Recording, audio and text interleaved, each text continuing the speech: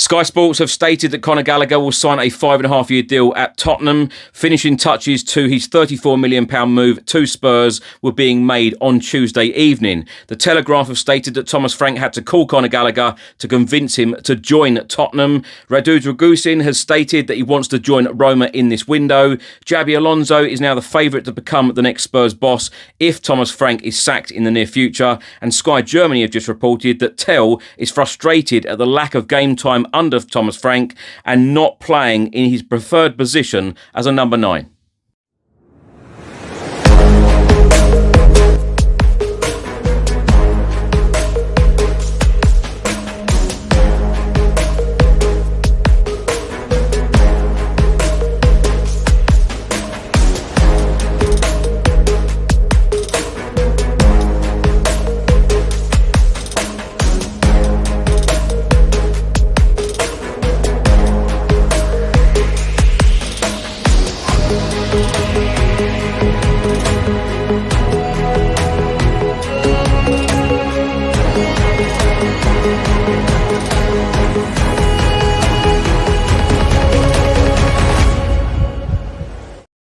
Hi everyone, hope you're well. Chris Cowlin here. This is another episode of Tottenham News where I'll be going through all of the latest Spurs news, rumours and reports. If you're watching on YouTube, please do hit that subscribe button, like, share and comment below. And if you're listening to this on an audio platform, please do hit the follow button and leave a review if you can. Now let's start by talking about Conor Gallagher. Now Sky Sports have just stated that Conor Gallagher will sign a 5.5-year deal as a Tottenham Hotspur player as the finishing touches to his £34 million move from Atletico Madrid are made this evening. Now, Conor Gallagher is set to make his Spurs debut on Saturday against West Ham United at the Tottenham Hotspur Stadium in the Premier League. The England international is believed to have had his medical on Tuesday at Hotspur Way. He will sign a 5.5-year deal. He should then be able to train with his new teammates on Wednesday. For Gallagher to be available to face the Hammers on Saturday, he must be registered by Friday's 12 noon deadline with the Premier League. The Telegraph have reported that Thomas Frank called Conor Gallagher to convince him to join Tottenham Hotspur Football Club. Thomas Frank helped clinch the deal for Spurs by speaking to Gallagher personally on the phone and convincing him that the move was right for him despite the team's struggles so far this season. Conor Gallagher's representatives are believed to have spoken with former Spurs coach Ange Postecoglou on many occasions, as many as 8 times, but former chairman Daniel Levy wasn't keen to push this transfer through. The Athletic have just reported that Fabio Paratici thought that Thomas Frank was the wrong fit and choice for Tottenham, and he wanted the club to appoint someone else in the summer. Former Spurs player and manager Tim Sherwood has called the Tottenham v West Ham game on Saturday El-Sackico. Of course, it is Thomas Frank v Nuno Espirito Santo. Spurs face West Ham on Saturday, 3 p.m. kickoff in the Premier League. It is 14th v 18th. West Ham are in the bottom 3. Now, can Thomas Frank turn it around and get through this tough spell as Spurs boss right now? Xabi Alonso has been installed as favourite to become Tottenham's next manager. That is according to bookmaker TalkSport who have priced the Spanish coach 5-2 to get the nod if under pressure Thomas Frank is relieved of his duties. Now, Xabi Alonso is 5-2. Oliver Glasner is next on the list at 5-1. Marco Silva 6-1. Enzo Maresca 8-1. Ruben Amorim is on this list at 10-1. Jurgen Klopp 12-1, Roberto De Zerbi 12-1, Javi Hernandez at 14-1 and Robbie Keane 14-1. Former Spurs defender Jonathan Woodgate has joined former Spurs midfielder Michael Carrick at Manchester United. Carrick is back at Old Trafford, taking over as the interim boss. Woodgate joins the coaching team. Sky Germany have just reported that Paris FC are working on a loan move for Mathys Tel. Their main selling point is offering him his preferred position as a striker. The core of Mathys Tel's frustration is not only his lack of playing time, but above all, the fact that he is rarely used as a number 9. Tottenham are still blocking every inquiry for now as they want to keep Tel at the club. His contract runs until 2031. An official statement was released by Tottenham Hotspur Football Club on Tuesday. It said, "We can confirm that Rodrigo Bentancur has undergone surgery on his right hamstring. The Uruguay international midfielder suffered the injury during our Premier League fixture at Bournemouth last week and will now commence his rehabilitation with our medical staff." The Independent have just stated that Spurs have reignited their interest in Monaco star Maghnes Akliouche. Tottenham hold a long-time interest in the 23-year-old Frenchman and have reignited their interest from the summer transfer window. Italian journalist and transfer expert Gianluca Damasio has stated that AS Roma have now been joined by RB Leipzig for defender Radu Drăgușin. Now, Drăgușin's agent has spoken out yet again about his client and a possible move in this January transfer window. He has stated the decisive days will be between today and tomorrow. I'd like to avoid talking, but we hope to reach a conclusion in the negotiations with Roma. Now, more on this story. AS Roma Live have stated that Radu Drăgușin has expressed a clear desire to return to Italy and has prioritised a move to the capital. While RB Leipzig have been pushing and pursuing him for several weeks and have the funds to complete a permanent transfer immediately, the player is currently holding out for a move to Roma. The primary obstacle remains the structure of the transfer. While Roma would prefer a loan with an option to buy, Spurs are currently refusing to entertain that formula. The London club is insisting on more guaranteed terms, demanding that any loan deal must include a purchase clause. Drăgușin is now waiting for Roma to make a fresh move, hoping that further negotiations will convince Tottenham Hotspur to soften their stance and facilitate his return to Serie A.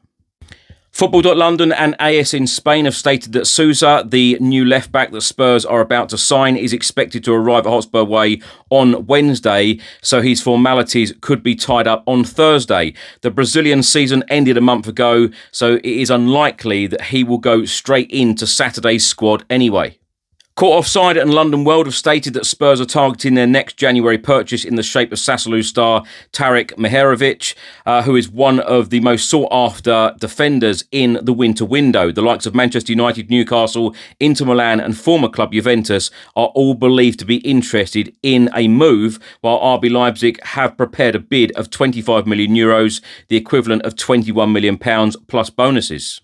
The reports then go on to say that Spurs are among those monitoring the 22-year-old who only joined Sassuolo from Juventus' next-gen squad for around €3 million last summer and has proven one of the bargains of the season in Serie A. Juventus have a reported 50% sell-on clause for the Bosnian star, which complicates negotiations, particularly involving other Italian clubs. Italian journalist and transfer expert Fabio Romano has been talking about Spurs transfer target Yan Diomande. He has stated the message from the club is that he will not leave the club in the January transfer window. They want to keep the player. The summer will be different. Manchester United, PSG and Bayern are sending their people to follow the RB Leipzig star. Tottenham already tried for him in this January transfer window, but it was not possible. He is an exciting winger, but at the moment RB Leipzig want to keep him. And they think by keeping him, that they think it will drive the price higher. They don't need the money now, but in the summer, it could be a different story. Now, my thoughts on everything in this episode. Now, Sky have just reported that Conor Gallagher will sign a 5.5-year deal at Tottenham, a long-term contract, £34 million. Really, really good business, in my opinion, for a real quality player that improves our midfield instantly, especially given all of the injuries that we have got. And I hope to see Conor Gallagher making his debut at the Tottenham Hotspur Stadium on Saturday against West Ham. A perfect time to make your debut at home as well against a London rival, and he will be up for it. And I'm very, very excited to see him in a Spurs shirt, a box-to-box midfielder who can offer Tottenham so much in the Premier League, and he's got vast experience as well, which is great. So I will now expect that the unveiling of Conor Gallagher as a new Tottenham Hotspur player will take place on Wednesday. Hopefully all of the official announcements, videos, quotes, comments, etc. will all come out on Wednesday. Thomas Frank later on in the week will have his press conference ahead of the West Ham game, so I've no doubt that he will want to speak very positively about our new signing. As Football.London said, Souza is meant to be coming in either Wednesday or Thursday, so let's wait to see and get that official announcement as well. And hopefully, fingers crossed, we get a few more in through the door. I think at the time of recording now, we're just under 20 days left of the transfer window. That is a long time. Still time to get a lot more business done, and Thomas Frank certainly needs it. We need more quality in this team. So let's look forward to these official announcements coming out in the next day or two. Xabi Alonso, favourite to be the next Spurs boss if Thomas Frank is sacked. Of course, this is bookmakers being bookmakers because Thomas Frank is under pressure. I asked this question actually on the channel, and feel free to answer this in the comments section below. Certainly if you're watching on YouTube. Do you think there's any way that Thomas Frank can turn this around if we have a really good January transfer window, we buy him real quality, performances and results really do improve? Will it change your opinion if you are a doubter at the moment about Thomas Frank? Let me know in the comments section below. But of course, that is bookmakers being bookmakers. Some of those names on that list, not in a million years would they be coming to Spurs for lots of different reasons. Jurgen Klopp is on that list. There's no way that Jurgen Klopp would be coming back to the Premier League managing anyone else but Liverpool. That is never, ever going to happen. Radu Drăgușin, apparently he wants the deal to Roma. His agent, although he says, I'm not going to say a lot and I want to be quiet, he still says a lot. Even if it is a sentence or two after he said that, it's still a lot of things that he says. And do you know what? If I was Radu, I'd probably want the move away as well, because he must feel that he's had such a long journey to get back from this very long-term injury. He's been out for the last 11 months or so. It's been such a long journey, and he just wants to now play football. And we don't have any cup games, and this is the same for Tel. This is the same for Antonin Kinski, who, these guys are being linked, and lots of reports are being written about them at the moment about possible loans. But Radu, I completely get it. He's never going to get the game time because, of course, we're out of the FA Cup, we're out of the League Cup very early in both those cup competitions, domestic cup competitions. So, I think if I was him, I would want the move, because you're never going to get in front of Romero and Van de Ven. And of course, we have Kevin Danso as well. Ben Davies is also available there. So I think that Radu is probably going to go out the door sometime during this window, because his agent is certainly pushing for it. The Tel situation, if I was Spurs, I'd be rejecting these offers as well, because of course, with the amount of injuries we've got and lack of creative attacking players at the moment. It might be different if we bring one or two in, but of course we let Johnson go out the door. Tel is frustrated at the lack of game time. I'm not surprised. But more importantly, from his point of view, he's not happy because he's not playing in the preferred number 9 position. And it's interesting, isn't it? Because we actually signed him a few days on a permanent deal a few days before Thomas Frank was actually officially a named Spurs boss. So perhaps that is a conversation that should have taken place before, that his preferred position is actually a number 9. Will we ever play him as a number 9? Might do occasionally, might have done in cup games, might have given him a go in cup games, but that is certainly a conversation for him and his agents to have with Thomas Frank and the Tottenham Hotspur hierarchy, if he feels that that is a problem. But he has his eye and ambitions on the World Cup. Is that realistic? Is it realistic that if he goes out on loan and does extremely well, plays every single game, scores in every single game, is it realistic that he will get a World Cup place anyway for the summer? I'm not so sure. Various other reports are stating that Spurs put an offer in, or certainly went for it. Fabrizio Romano said about Yan Diomande. He was going to cost a lot of money. I think that's probably unrealistic anyway, because a video came out the other day of him having a conversation with someone, and he clearly said the words that he wanted to go to Anfield. He wanted to sign for Liverpool. He said that his dad has a dream of him playing at Anfield and signing for Liverpool. So I think that the move to Tottenham, whether Spurs wanted to pay the money or whether they were interested in the player, and from what I understand and what Fabrizio Romano states, that top clubs are in for him, Bayern Munich, PSG, etc. And that's going to be an interesting one. And like Fabrizio Romano stated, another 5, 6, 7 months go by, you're into the summer, and RB Leipzig can demand a lot more money, which I'm sure they will do, because he is a top talent, only 19 years old, a top talent. And of course, when you've got top talented players in these clubs, then they're going to demand a lot of money. And the players want top moves to very ambitious clubs. And this is what I was saying as well, that Spurs need to be more ambitious to then convince or persuade players to come. And that brings me on nicely to talk about Thomas Frank calling Conor Gallagher. I don't see this as a big deal, actually. And I know the reporters stated that, the call was about convincing the player. I think more that Aston Villa only wanted Conor Gallagher on a loan. They weren't prepared to pay because of certain financial issues, etc.